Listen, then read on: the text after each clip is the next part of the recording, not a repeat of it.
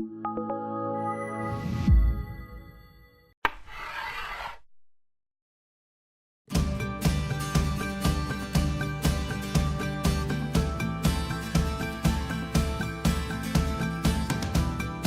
this afternoon, Brookhaven National Laboratories, in collaboration with Old Westbury College, is hosting a My Brother's Keeper program, which the town is one of the first municipalities to actually join on to the President's initiative of My Brother's Keeper, making sure that young African American and men of color are kept in the conversation when it comes to education, particularly in the STEM fields, science, technology, engineering, and math. We're trying to get this ball to hit one end of the magnet to hit the other end. Yeah, it's fun. I mean, it's challenging, but I'm just having fun. Once in a lifetime thing that you will just cherish in life. You will tell people about it. It is a very, very great pleasure for me to, first of all, just to be here, but also on behalf of the laboratory, to welcome all of you here today to Brookhaven Lab. This is amazing for us. We have this lab day kicking off across the country, and we have the honor of having Broderick Johnson here at this particular event, but there are 11 labs out of our 17 around the country kicking off this event this week. I'm here on behalf of the President of the United States, and every time I say that, it gives me goosebumps. We have 324 more days. He tells us to use every single day to make change. That less than 4% of African Americans, 9% of Hispanic Americans, and less than 1% of Native Americans and Asian, Pacific, and Hawaiian natives complete degrees in STEM areas. That's why under the President's direction, we've launched the MBK and the Council on Women and Girls STEM Plus Entrepreneurship Program. I also want to acknowledge another outstanding leader. She is Supervisor Judy Bosworth. So I especially am proud to be here today because I get to meet her. A remarkable woman who was one of the first elected officials to participate in My Brother's Keeper.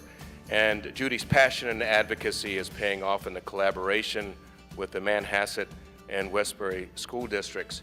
People oftentimes will say, well, isn't My Brother's Keeper just about boys and young men of color and it's a male-dominated effort?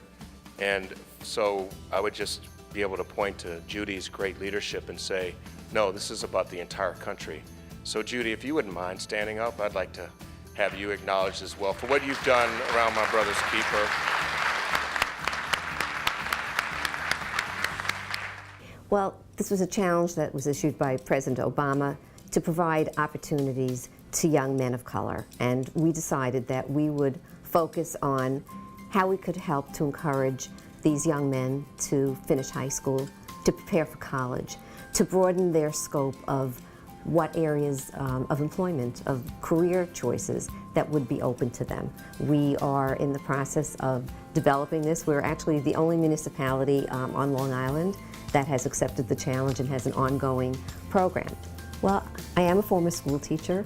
I'm a former member of the Great Neck Board of Education. Success of our youngsters is something that is very deeply ingrained in my heart. Our goal is to help them with any opportunity that helps them fill the gaps that may exist. Basically, preparing myself for college, learn all the things that I need to know about getting a job or what I want to do in the future.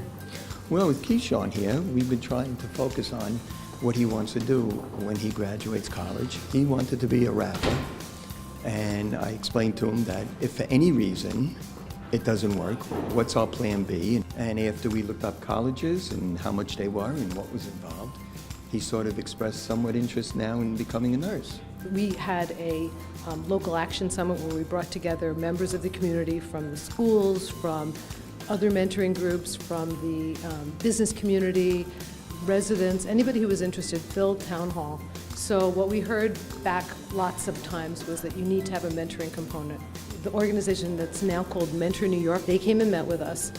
They heard the population that we're trying to serve, and they said that they really thought that we could have a successful program here in North Hempstead. With their help, we were given a curriculum to use with the mentees, and we started then to recruit school districts to partner with us. So in Westbury we have 7 or 8 identified ninth graders, and in Manhasset there were 2 2 to 4 identified 10th graders. At the end of the school year, the kids will have an opportunity to do a summer internship.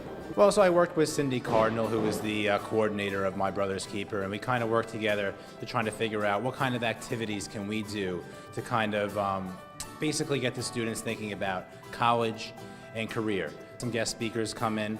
We've had the Department of Information Technology Commissioner come in.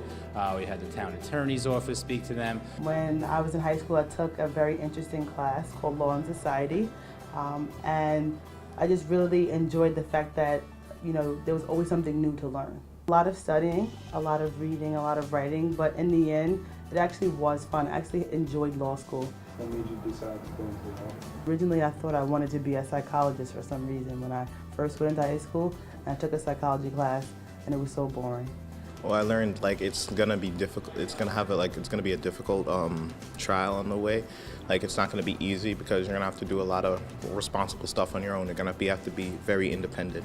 It's very encouraging to talk to somebody because like then you can explain your troubles and worries about them. You can like say like what's troubling you and like how you want to deal with it.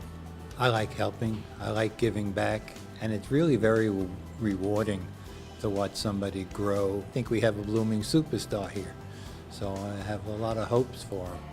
The main goal is to provide an opportunity to these students that they would not otherwise have. We want to give them an opportunity to be mentored by a caring adult and to have job experience that they might not otherwise have. And we hope that through this, it will encourage them to look at their futures, which is what they need to do in order to go to college, in order to get a job. They need to think about what it is that they want to do and what they can do, what they're interested in doing, so that they'll succeed in life.